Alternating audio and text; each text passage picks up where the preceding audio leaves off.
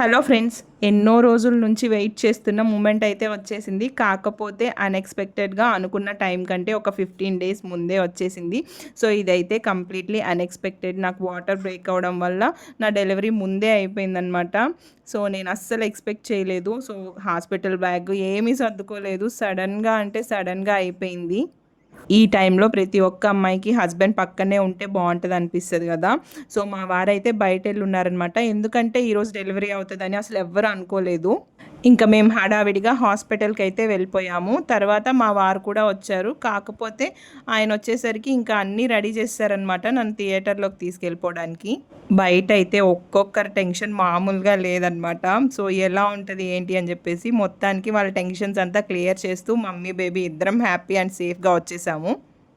అందరూ కూడా చాలా హ్యాపీ. మెయిన్‌గా మా రిషితమ్ అయితే వెరీ, వెరీ హ్యాపీ. సో, తనకు ఆడుకోవడానికి తోడొచ్చేసారని జెప్పేసి. నాకైతే ఒక 1 అవర్ వరకు చాలా మత్తుగానే ఉన్నింది. మా పాపని ఫస్ట్ టైమ్ ఎత్తుకున్నప్పుడు ఎలాంటి ఫీలింగ్ కలిగిందో సేమ్ అదే ఫీలింగ్ అనమాట. Very happy. సో, మీ అందరూ కూడా మా బేబీకి బ్లెస్సింగ్స్ ఇవ్వండి. Thank you.